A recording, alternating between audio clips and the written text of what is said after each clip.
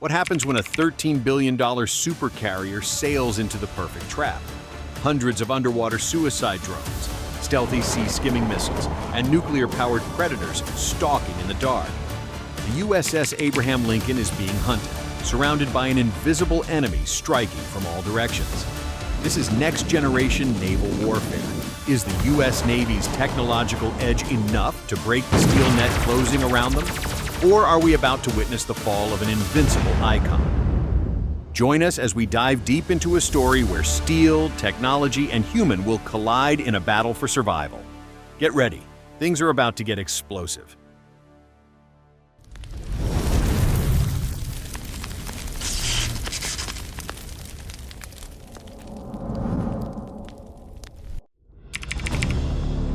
Dawn, June 25, 2025.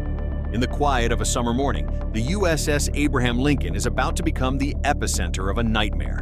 A coordinated, sophisticated, and lethal attack has been launched against America's $13 billion floating fortress.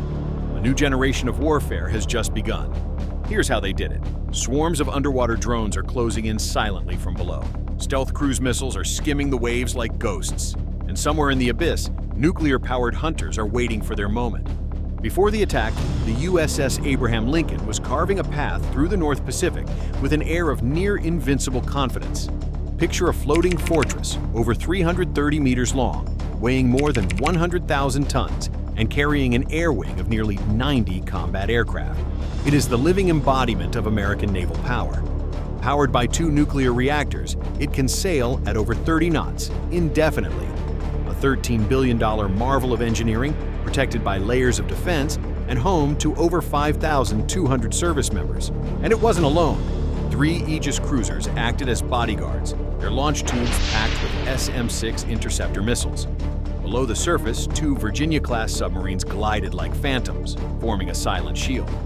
The entire formation stretched for nearly 40 nautical miles, a lethal network of sensors, steel, and overwhelming firepower. To a casual observer, the scene was the definition of invulnerability. Gleaming F-35s sat silent on the deck. Steam rose from the catapults.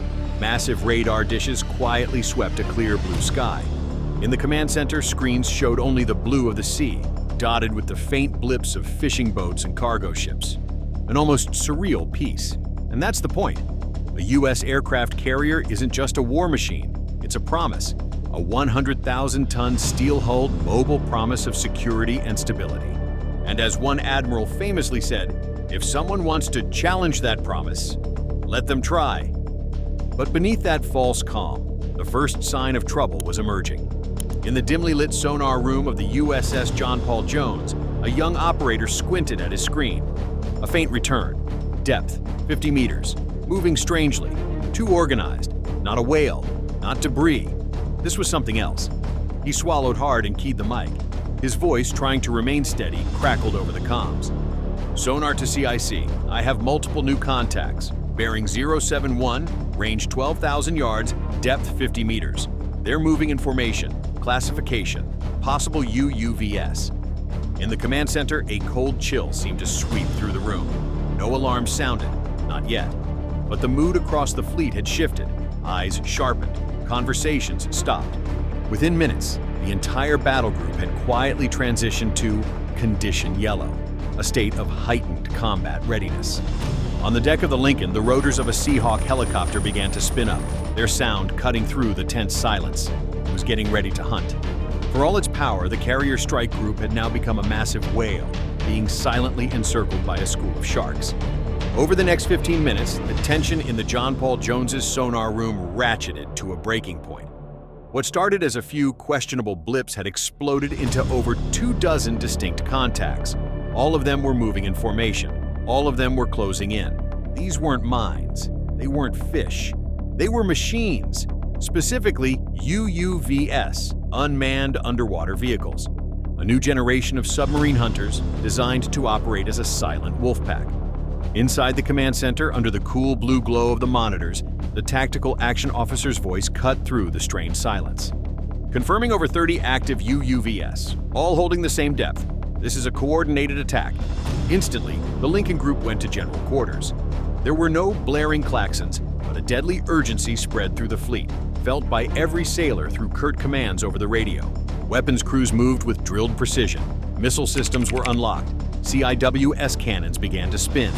Deep below, watertight steel doors slammed shut. The fleet was ready for a fight. But the full scope of the enemy was not yet revealed. And then it came. Almost simultaneously, the SPY-1 radar on the cruiser USS Shiloh lit up with a new series of contacts screaming in from the east. They were flying incredibly low, just 10 meters off the wavetops. These weren't missiles. They moved strangely, skimming the surface at Mach 1.5. The computer quickly identified them: sea-skimming attack drones, programmed to hunt and kill warships. A controlled chaos erupted across the fleet. On the Lincoln's bridge, officers gripped their stations. On deck, sailors scrambled to tie down multi-million-dollar aircraft. Seahawks lifted off, dropping dipping sonars into the dark water, desperately hunting the UUV swarm. At the same time, electronic warfare specialists powered up the SLQ-32 systems to maximum, blasting out invisible walls of energy to jam the guidance systems of the incoming drones. In a matter of minutes, the carrier strike group had transformed. From a symbol of supreme power, it had become a besieged fortress, hunted from below by an invisible pack of robotic wolves, and assaulted from the air by sea-skimming killers. The fight for survival had begun. Do you believe this $13 billion fortress is truly invincible? If you do, comment 1 right now, because this is where things get really bad. The attack was just getting started. 7:38 a.m. The third threat revealed itself. Over 400 kilometers away, far beyond the fleet's own radar horizon, U.S. reconnaissance satellites detected new thermal blooms. Tiny, almost invisible heat signatures flaring to life over the horizon. They were what every fleet fears: stealth cruise missiles designed to strike from a distance where you can't shoot back. They flew impossibly low, just 3 meters off the waves, hiding in the natural radar clutter of the sea itself.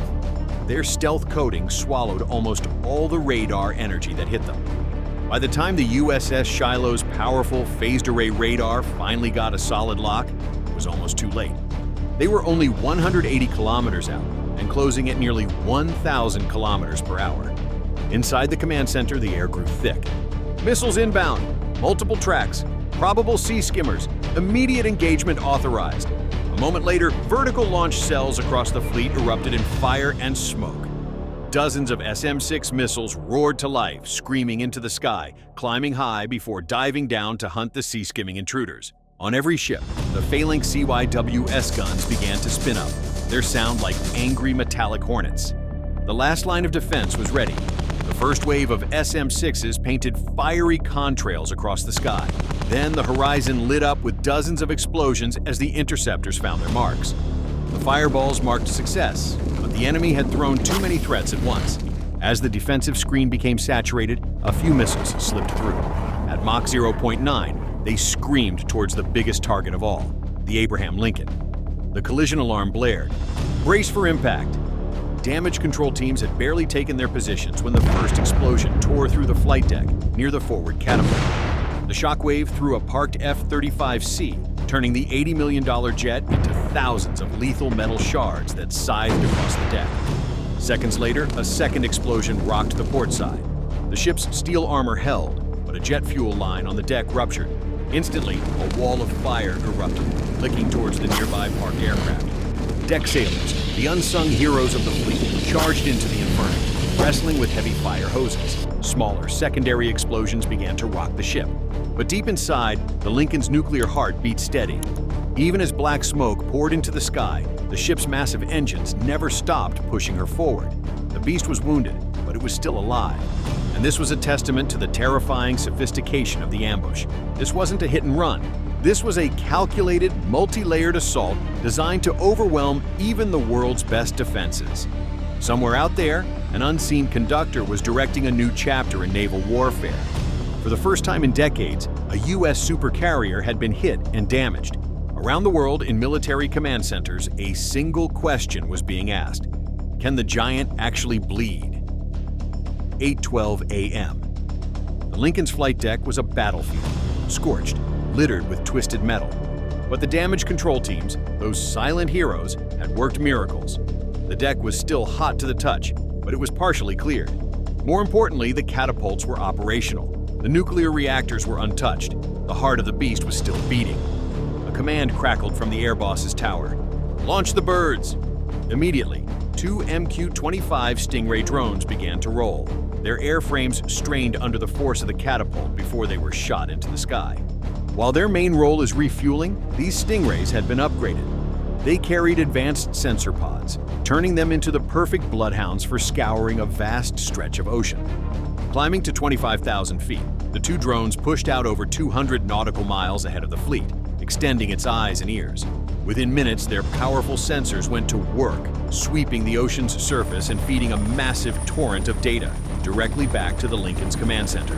The hunt was on, and then they found it. Amidst hundreds of harmless contacts, one blip stood out.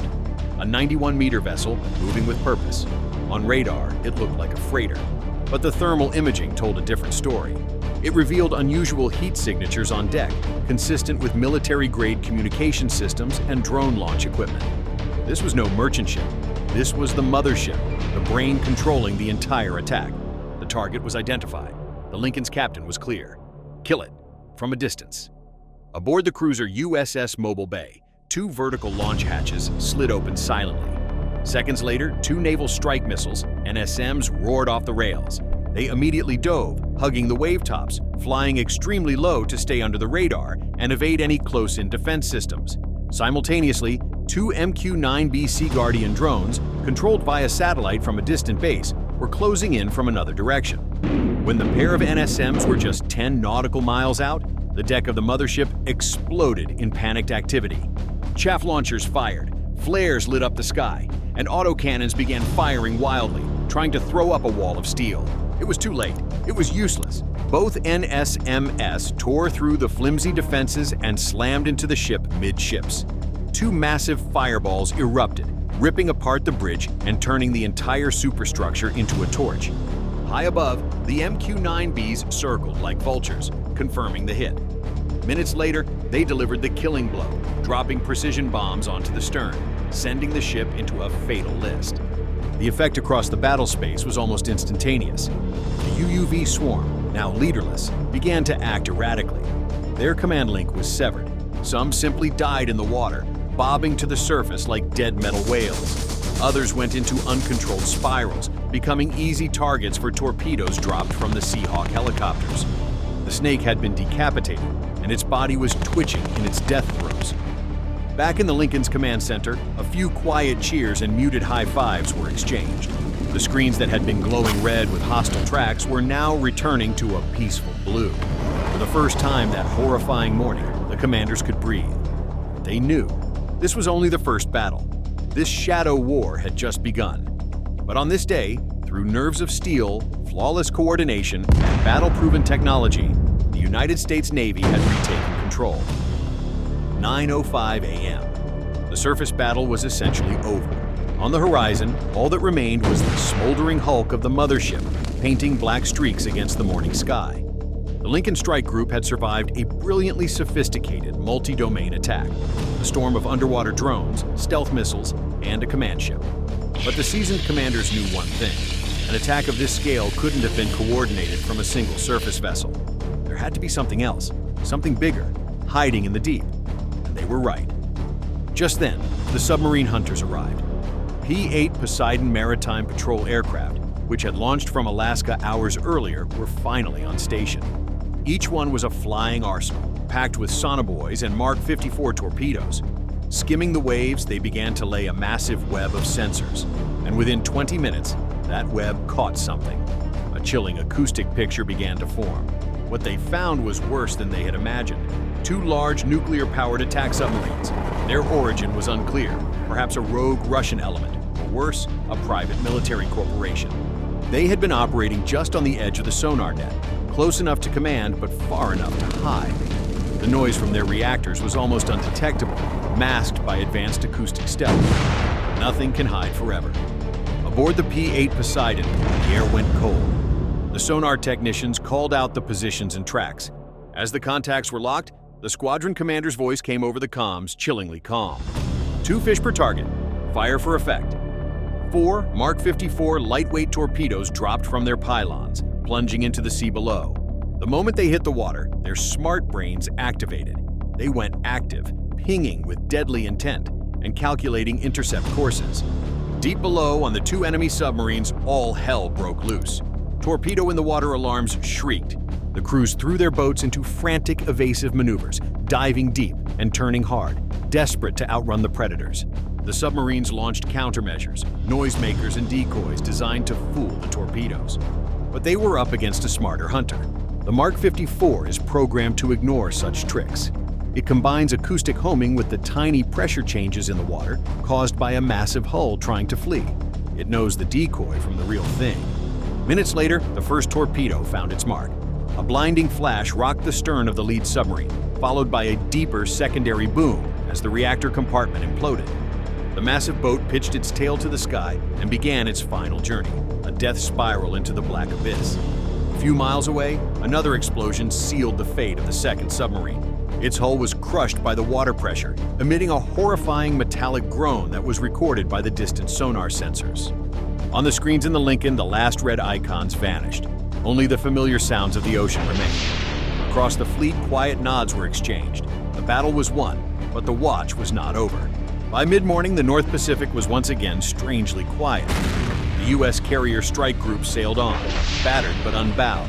Through a perfect fusion of undersea power, aerial firepower, and an unbreakable will, they had turned their own potential doomsday into a spectacular display of absolute dominance. Far away, in the dark rooms where this plot was hatched, the news of the failure would soon arrive. Their gamble had failed spectacularly. Their most advanced weapons were now just metal coffins on the ocean floor. And the American carriers? They would continue to patrol the oceans, unstoppable, untouchable, and always ready to bring the thunder wherever freedom is threatened. By noon, the Pacific was once again deceptively calm, but its serene surface was now a tombstone, hiding the wreckage of a mothership, dead drones, and the shattered remnants of nuclear submarines scattered across the seabed. The USS Abraham Lincoln continued its voyage. Its deck still bore the scars of battle, but its spirit, and that of its crew, did not. The day had begun with a perfect ambush, a deadly symphony of stealth drones, UUV swarms, and nuclear predators. But through iron discipline and a lethal combination of air, surface, and subsurface power, the U.S. Navy had turned the tables. And somewhere, in secret boardrooms and shadowy intelligence networks, a bitter post-mortem was beginning. For the rest of the world, it was an unmistakable reminder that even the most sophisticated plan to challenge American power can end in fire and water. And that is the story of how the USS Abraham Lincoln faced down an unprecedented multi-domain attack and turned a near-perfect ambush into a decisive victory, leaving the pieces of its enemy scattered across the bottom of the Pacific. So, was this just the opening shot of a larger war, or simply a failed gamble by a hidden foe?